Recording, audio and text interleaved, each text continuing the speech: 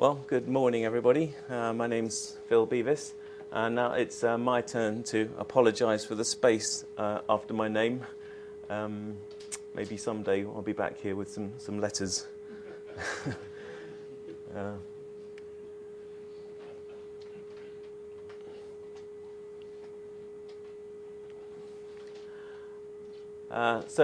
This is the outline of what I'm going to talk about. So some introductions, then a quick run over the GENSO concept. I know those of you who are here every year probably seen some of this before.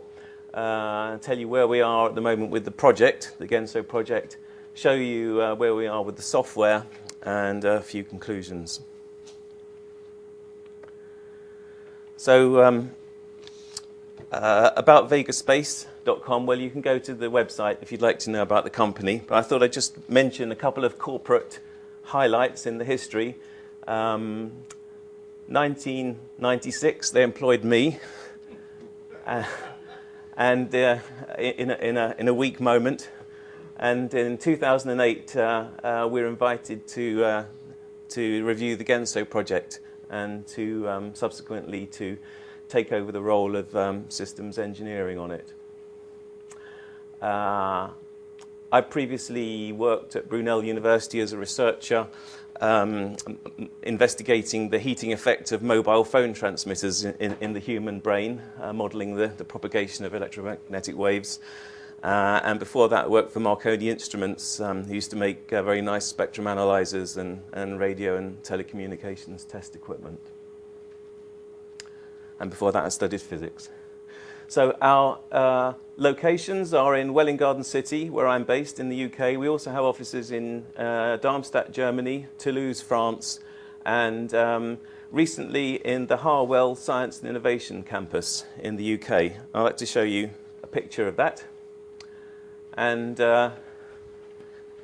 here, the VEGA offices in the Electron building, part of the ISIC facility, which I'll mention in a minute. Here is the famous synchrotron, the diamond light source, where they accelerate electrons to nearly the speed of light. And just here is a 12-meter antenna, and I'll say something else about that in a minute.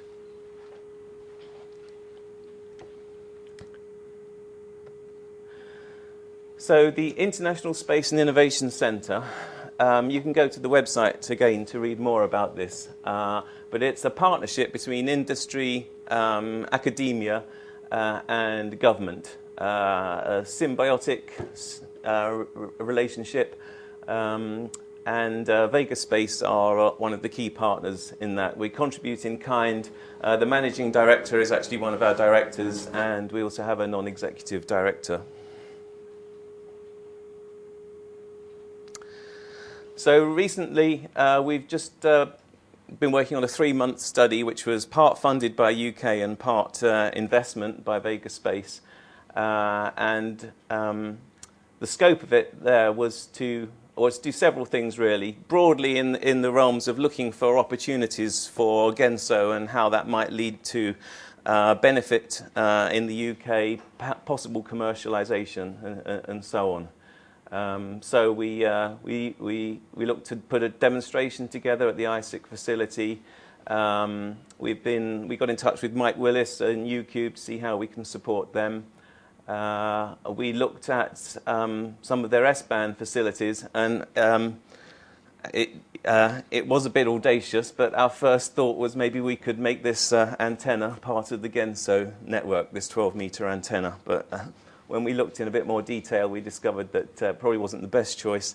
I mean, it has a beam width of less than a degree, which the TLE that we would be using probably wouldn't be good enough. And so then we looked at a couple of smaller S-band antennas that they have. Both are out of action at the moment, but we hope at some stage to integrate GENSO with one of those.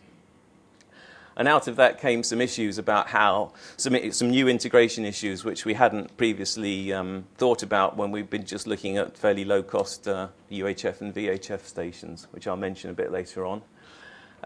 It also gave us an opportunity to write some small extensions to the GENSO software and to stand back a bit and evaluate maybe how you know, if we were starting again, how we could maybe do things differently or better.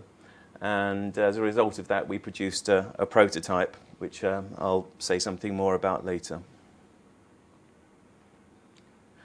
So a quick tour of the GENSO concept. The main elements: mission control, ground station, and spacecraft. And I was going to show you a picture of a CubeSat, but I guess everybody knows what a CubeSat looks like. So instead, I thought we'd have some fun. And I wonder if you could spot the odd one out. Can anyone spot the odd one out?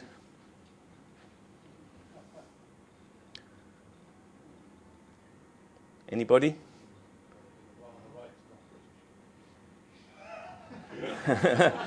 Well, you mean that, this one? Okay, I think you're almost there. Yeah, anybody else? Okay, well, they're all fun cubes, except for the one on the bottom, which is Xi 5. Thanks to Google Images. The top left is FunCube being environmentally tested last week at Rutherford Appleton Labs in Harwell. It's a big fridge, yeah, it probably was. So here is a ground station. This one is at the International Space University in Strasbourg. It was built by AMSAT-UK, Graham, Jim and John, principally. We can see it has the famous ICOM 910 radio, M2 rotator controllers. You can see the antennas there, VHF, UHF, and S-band dish. And here's another one, which was built only last year, again by our AMSAT-UK, and this is on the roof of one of the buildings at ESTEC. And here also on the roof you can see Neil Melville and Graham Sherville with a long history of GENSO, and in the middle is Helen Page, the project manager at ESA Education Department, and Miguel Gilberto, who's our lead developer over the last couple of years. So AMSAT have actually built these two reference ground stations for use in GENSO. So the basic problem that GENSO is addressing is this, that if you have a satellite in the ground station, you may only see your satellite for 20 minutes a day. And of course that depends on the altitude of the satellite. The higher it is, then the longer you'll see it, and the higher the latitude of your ground station, or the nearer to the pole. If it's a polar orbit, then the more often you'll see it orbit. But the basic starting point is we'd like to have more contact time with our satellite. If we're a mission, we want to have more contact time with our satellite. So came about the idea of a network of ground stations strategically located all around the world, which studies have shown by Lars Mainen and others can increase the overall contact time by, 5 times or 10 times, something like that. And you can speak to Lars about some details of those studies. In future, we imagine there's going to be some satellite constellation projects, and really this is the killer application for a ground station network, particularly if you're looking for, if you're using a satellite constellation to give you fast revisit times, and in which case you're wanting the data from those satellites very quickly. You don't want to wait for the satellite to orbit the Earth before you receive it. So a network of ground stations is a good way to get the data down from a constellation of satellites. So here is the simplest kind of GENSO network. Here we have one mission control talking to 2 ground stations via the internet. And there's an authentication server to handle all the central functions, coordinating the network. So here's the original GENSO concept diagram. You can see in blue is the existing mission controller with his spacecraft and the station operator with his ground station. And then by adding these 3 elements, the server and the mission control client and the ground station server, 3 elements of the GENSO system, you can form a network over the internet. And there's a new website there at www.genso.org.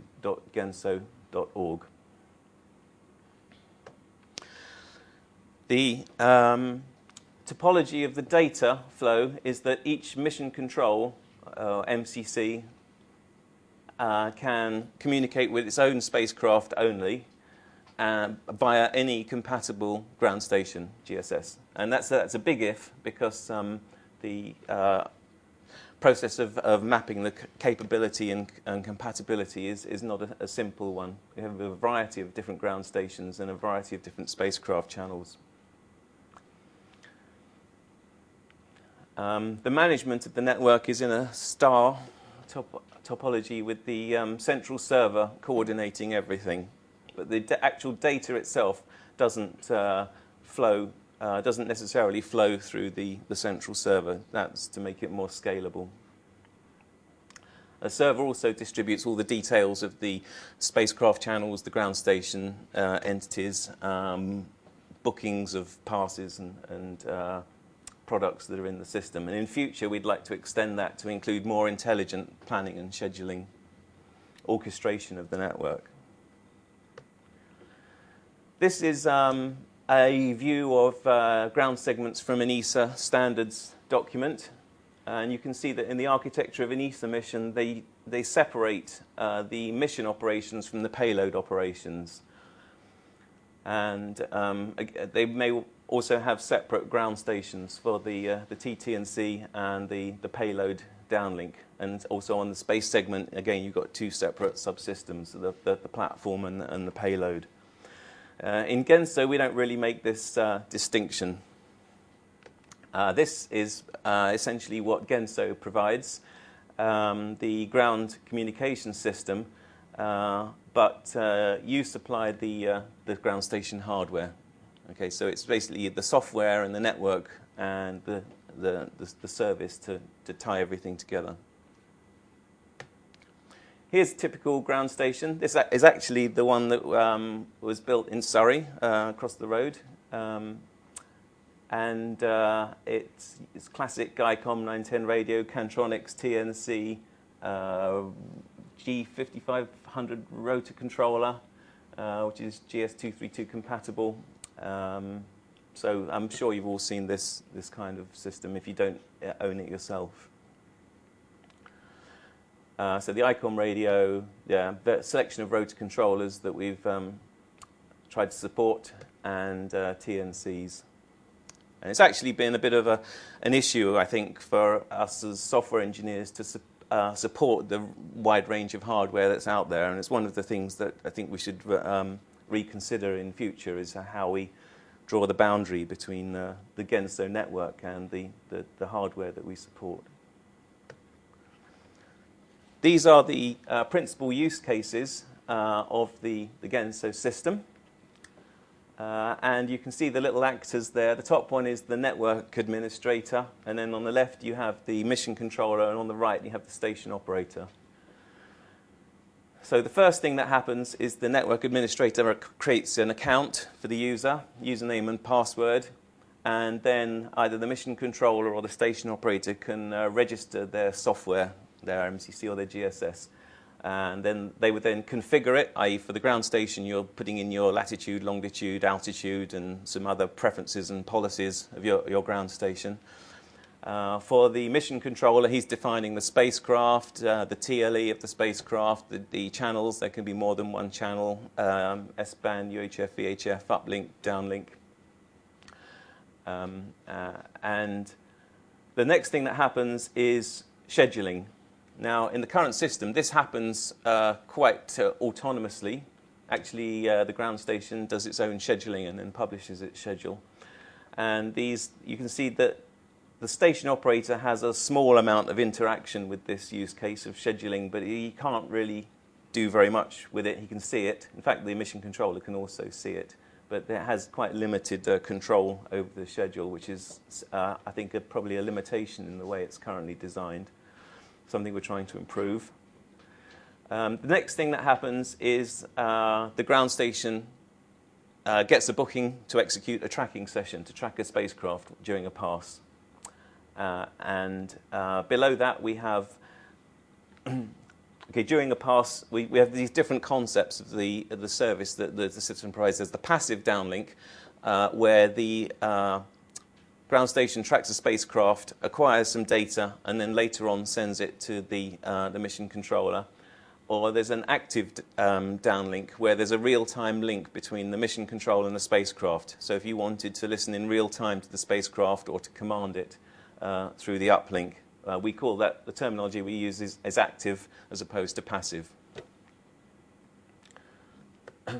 So tracking session, before the satellite comes up over the horizon, there's a margin of time before that to get the rotors ready, for example, in position. And then after the satellite sets below the horizon, there's a post-pass margin, for example, where the rotors can cool down. Here's a picture of the passive downlink case I just mentioned. The signal comes in at the radio, demodulated down to baseband, which goes into a TNC. Then that produces KISS frames of the AX25 data, which are then stored as a file in the ground station server. Sometime later, that file is transferred to the mission control center, and sometime after that, it can be inspected or even replayed at the mission control center or the ground station. So that's the passive downlink case. Here's a sequence diagram of what happens. You can see the GSS is making a schedule, then publishing it to the server, which we call the AUS for historical reasons, perhaps because it was designed and built in Austria, and then, or perhaps because it performs an authentication service. Clever, huh? And the mission control then is polling the server to see what passes have been scheduled. Then sometime later, the ground station will start to execute that session to track a spacecraft. And then, it's easiest for our point probably. Then at the end of that session, it notifies the AUS, and meanwhile, the mission control is querying the server to see what new passes have been executed. And when it finds that this is available, it will then contact directly to the ground station to retrieve the data. Now, something you might notice about this is that the poor station operator and mission controller don't actually have much to do with this. They can see what's happening, but basically this is, and of course the station operator is expected to be there, but this happens largely automatically. So you can leave your ground station running, happily acquiring data and sending it to the various mission controls. On the other hand, the active case, here we have a real-time link, the RF coming into the receiver, demodulated to baseband through the TNC, data into the GSS, and then transferred in real time across the internet to the mission control center. This also works with an analog baseband stream as well. So in case there's some special space link protocol which can't be decoded by the TNC, you can actually send the baseband, for example, the audio signal over the internet if you have a sufficient uplink bandwidth on your broadband connection.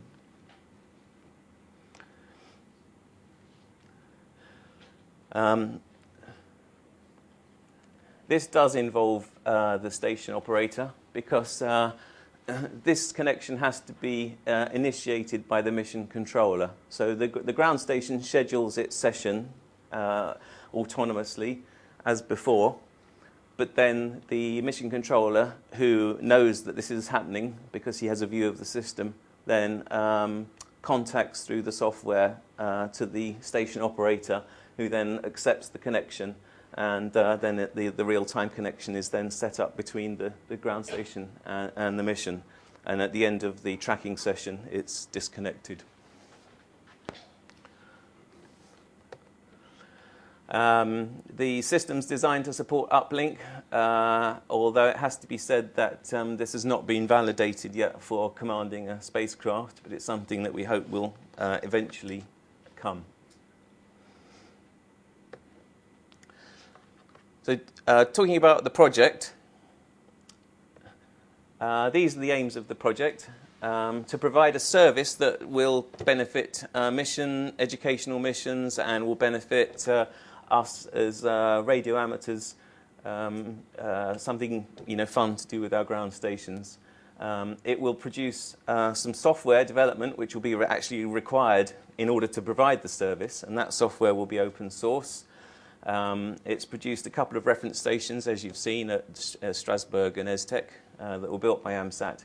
And it also aims to provide an educational experience to all the students. And I think it must be something like 100 students who've participated in the project, and all had, I think, an interesting and beneficial educational experience from that. Stakeholders, it was endorsed by the International Space Education Board, representatives of all the major space agencies. It was carried forward by ESA Education Department. They sponsored it with workshops, funding students, and some contracts, including sponsoring VEGA to support the project. Supported by AMSAT-UK, of course.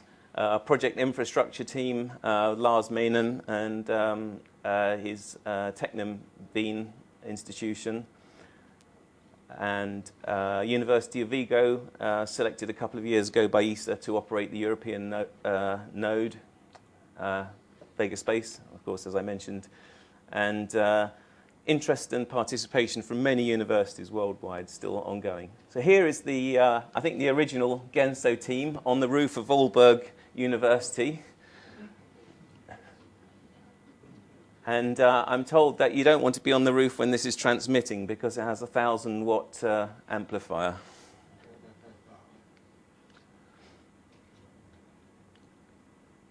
You might recognize some familiar faces in there. There's John and Neil, I can see. Okay. I don't think we're going to be able to look at this Gantt chart, but I mean, they say history is told by the winners, so here's my chance. Yeah, okay. So ESA have been involved from the start, really, since the project was started by Neil Melville and others in the ESA Education Department following a workshop, a UNICEF workshop. Then we had the project infrastructure, which was run by Lars and his team and closed down at the end of last year when his contract expired with ESA.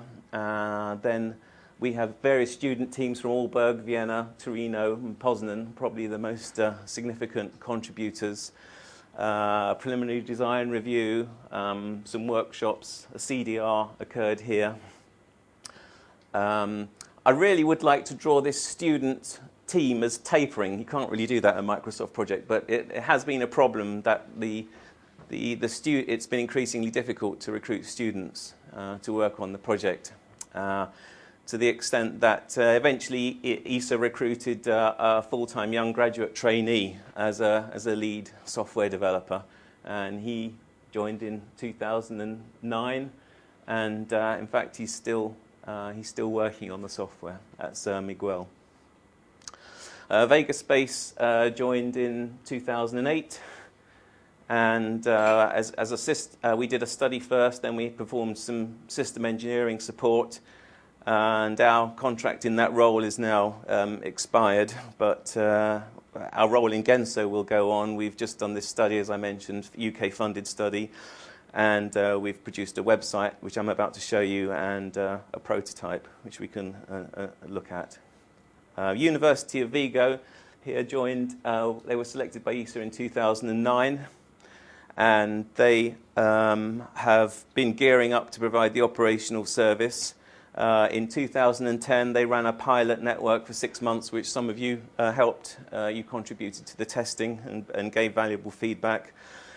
And recently, they've been reviewing the second version of the software, the R2 software, and they've come back with a big list of defects, which now we're trying to address. Miguel and the ESA Education Department are trying to address those.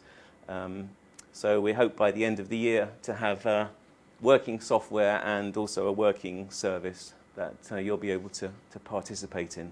I can't see into the future, so I've stopped the chart at the end of this year. And as I say, VEGA hoping to keep involved in the project somehow, but we don't know yet what form that will take. So let's look at the software. This was the R1 version, which was demonstrated here, I know, a couple of years ago in an early form. This shows the ground station schedule.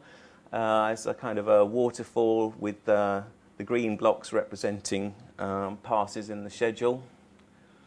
And you also get a list of the products, the data reports that have been acquired by your ground station, and shows you the status of whether they've been shared with the MCC or not. Here's the current version, which we call R2. And you can see it has a much more luxurious graphical user interface. This was invented by a team from Poland, from Poznan, and it's based on the NetBeans application framework. And it is very luxurious, and the reason we went for this is because we had feedback from the R1 that the graphical user interface wasn't really very professional, and that to be more widely accepted, we would need a nicer user interface. So we went for this project, and you can see some nice features of this. I mean, if I have time later on, I can demonstrate it, but I won't break the flow now. But you can click. You can click on a spacecraft here in the list, and you can see all its properties in this nice property inspector. Here's a 2D map, and of course you're familiar with this kind of visualization from many other tools with the spacecraft and the footprint on the ground. And there should be a little red cross somewhere. Oh, here, my imaginary ground station in Hawaii.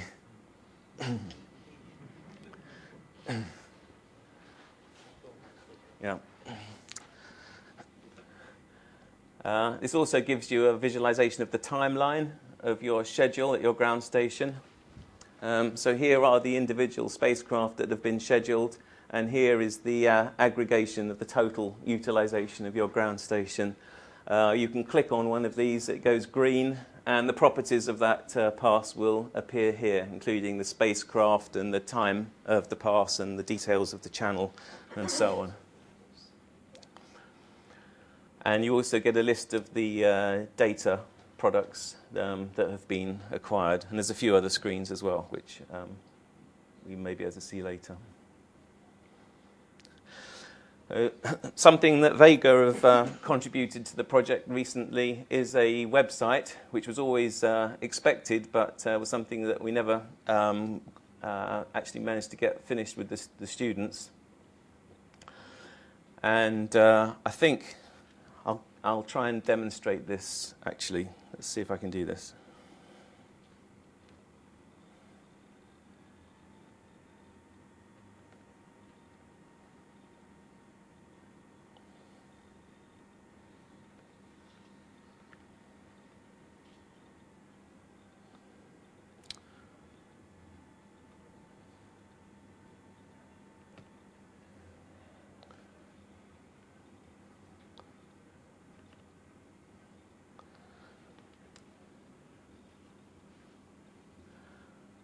Okay, here is clearly a Google map, which has the familiar controls of a Google map. And let me just refresh this.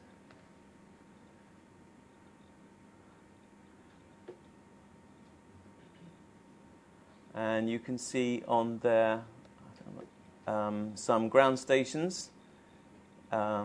The grey ones are offline. I should say that this is just a demonstration, and all of these are actually just software-only dummy ground stations. But of course, in the real network, they'd be controlling hardware. The orange one is online. This is actually the ground station of Mike Willis at Chilbolton. and the one that we're expecting to be used for the U-Cube ground segment. He kindly let us install the GENSO GSS software on there, and we're aiming to get it working with his ground station hardware in due course. Here are some grey satellites. Don't know if I can navigate this very easily. There's a few grey satellites around. If they're being tracked, they glow up, they light up green, so you can see what's being tracked. Currently, nothing is being tracked. Here is the this ground station will go green if it's tracking something. We can look at the schedule of the ground station. Here's details of the ground station, include its latitude, longitude. And I can look at its schedule. And I can see that it's about to start tracking HO68 in a few minutes. Okay, we're a bit ahead of schedule. I was hoping that we might be able to see that happen. Okay, we can also look at the products that have been acquired by the ground station.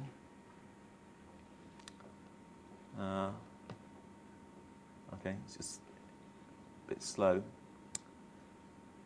I really need a slightly bigger screen to see this. But here are all the products that have been acquired by the ground station. Again, because it hasn't got real hardware, these just contain dummy data.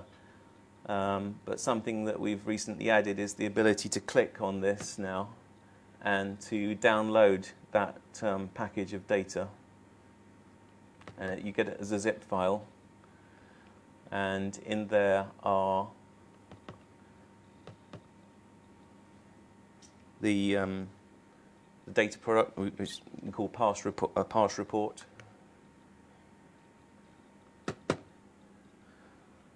Okay, and currently there's two products in there. And they're both in XML format. The top one contains the details of the parse and the packets that were received from the spacecraft. This one contains measurements of the signal strength from the receiver and the antennas, which can be used for perhaps experimenting with orbit determination methods, as Ivo Klinkert has presented in previous years. Also, there's a track file and a TLE file, which are generated by the ground station at the beginning of a pass. So if you don't want the GENSO software to control your rotor or radio, you can write your own ground station control software and just use the TLE or the track file for that.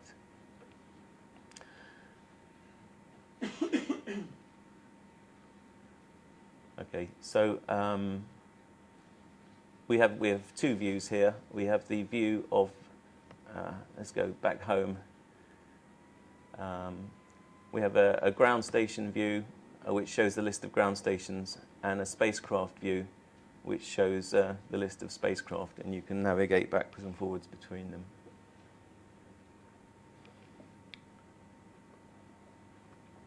Okay, if we come back a bit later, we might see that tracking.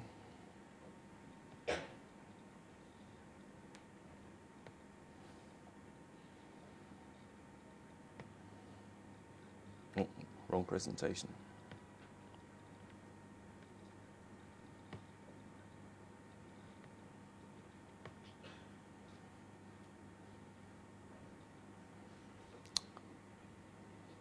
Play. How do I play this? It's the screen at the bottom. It's the thing that's like flagging next to 75% adult. Cancel. Okay, so the website that we will give to University of Vigo for their live service. Here's a picture of the Chilbolton ground station tracking Kagayaki. So some of the things we learnt from our discussions with Mike and his team, and looking at how we would integrate GENSO at the ISIC facilities. First of all, that these large antennas have their own optimized control systems, and so the GENSO control loop of sending 1 second azimuth and elevation commands wouldn't be the best way to do it, which is why we implemented this new track file as a simple interface. The signal chain may not really map to the sort of traditional amateur ground station with a ICOM radio and a TNC. You may have a tunable down converter, the different sort of kind of modems depending on the satellite channel. So we felt that we needed a more flexible way to control the signal chain, and also the way to ingest an arbitrary data file. So if you acquire any kind of data file through your pass, you can insert it into the GENSO system and have it bundled up into that zip archive.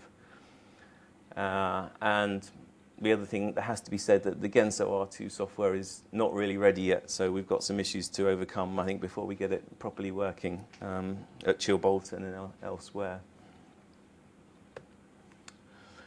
So these are some of the extensions that we added, a live, the web view that we've seen, some integration features I mentioned, and this ability to upload products to the FTP archive and to browse it through the web interface.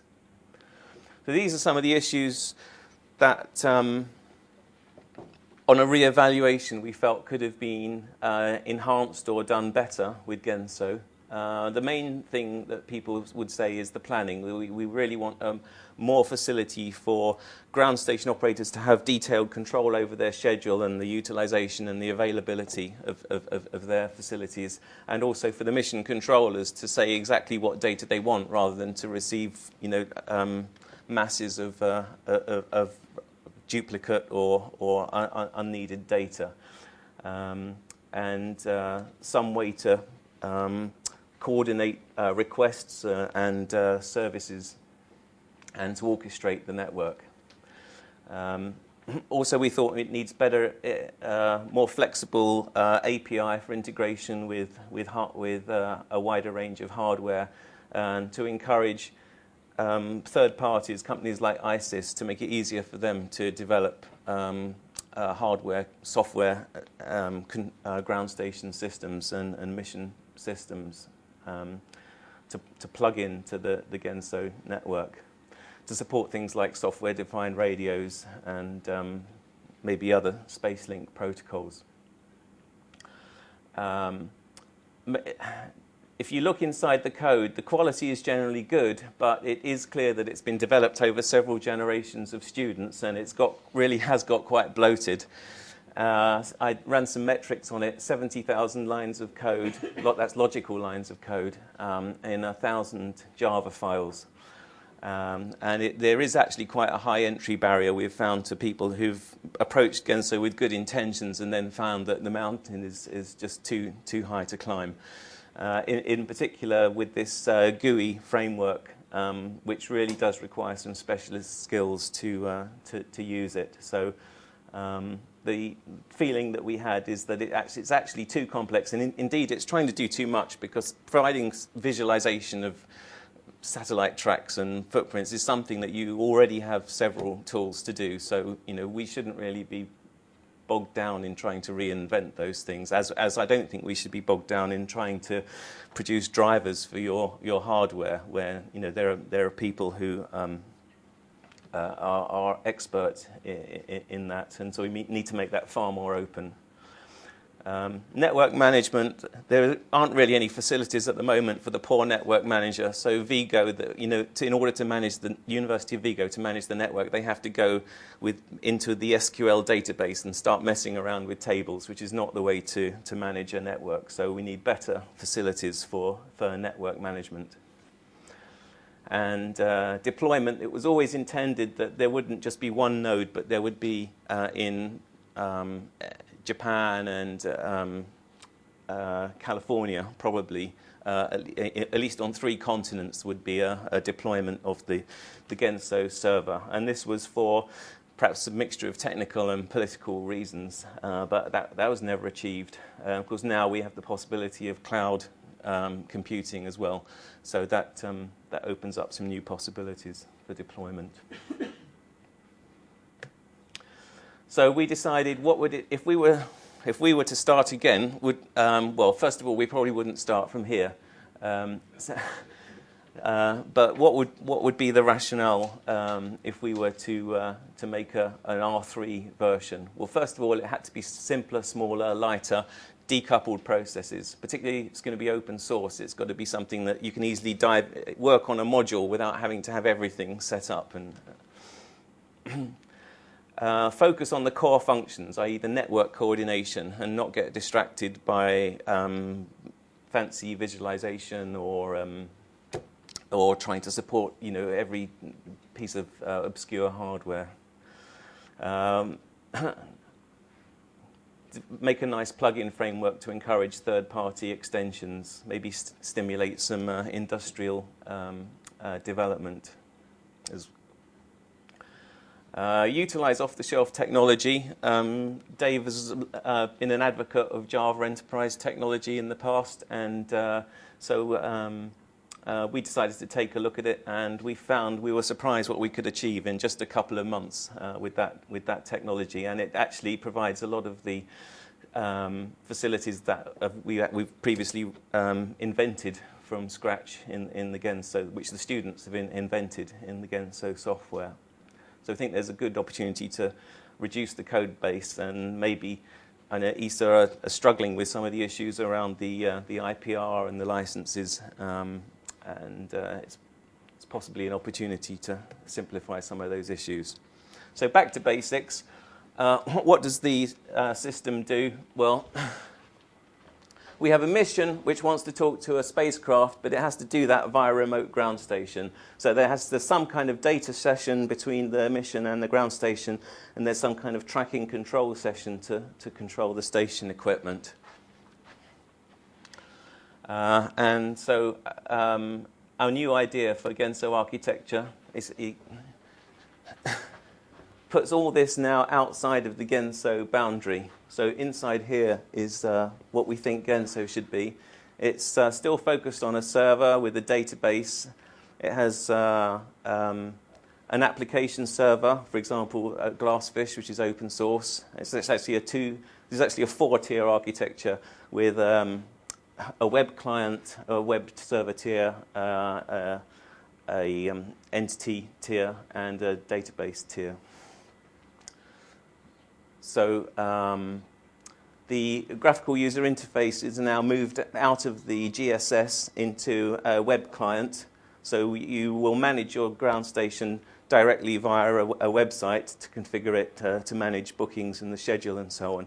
And the server itself has a minimal user interface, but allows different plugins, from session to session, to have different plugins to track a different spacecraft. Similarly, the mission may have a plugin interface, and the mission management will be done by a website, a web server, a web interface, a rich user interface. And we also have a public website and a network management console. So that's our sort of concept. So I say we spent a couple of months sort of trying to prototype this, and it's not very pretty, but we did come up with something. In fact, last week this didn't exist at all, this user interface. But here is the mission manager can see a list of all of the contacts, the passes that have been calculated by the central server. And he can decide now, he can see which ground stations are going to implement those, and he can check the boxes for those that he's interested in. Here, on the station management console, then the station operator will see a list of the requests for passes, and he can check those that he accepts, or he can just accept them all. Yeah, he's ticked only 2 of them, 3 of them. And you can check the others later if he wants to. So meanwhile, back at the emission console, then we can see that these three passes have been accepted by the remote ground station. So this is one of the things that's always been missing from GENSO, so we thought we'd focus on this use case first with this prototype. So these are the summary of the features. Centralized scheduling, orchestration, handling of mission requests. The user interface is now implemented more using web technology and less using the local client. And we're using web services to distribute the bookings around the system. Okay, just a few conclusions then. The GENSO service, there's still a high level of interest worldwide. Every week we get requests from all over the world saying, how do we join the GENSO service? And I know many of you have perhaps been frustrated waiting to hear how you can also do that. The university are waiting for software that, with which they can operate the network, and they're hoping to go operational by the end of this year. Of course, that depends on getting some software that is really up to scratch. The GENSO R2 software does exist. It's demonstrated. I have it on my laptop. We can log into Mike's remote computer and look at it running, but it has a lot of issues which really need to be addressed in the next 6 months. And ESA have hired Miguel back to try and address those. In the future, well, I think if VEGA were going to be involved in an ongoing GENSO software, we would probably want to start again. And I think that's perhaps the feeling of other people who've looked at the software as well. But we would need to make a business case for further investment and development. We've already sort of invested some money, and we're excited about what's possible. But we're really searching at the moment for a way to take the project forward and to stay involved with it. And the last word on this, symbiosis. I just wanted to leave you with this thought, really. Here are some nice images of symbiosis in nature. Okay, the plover bird and the crocodile, the clownfish and the bee with the flowers. And I think AMSAT-UK have been really exceptionally good at this. The cross-fertilization between the amateur radio community and the education, it's been a joy to be part of that, really. Also, as you've seen, we've recently had we've had public money from ESA, we've had public money from the UK government. Everybody sees low-cost operation of satellites as a potentially disruptive and lucrative market in the future.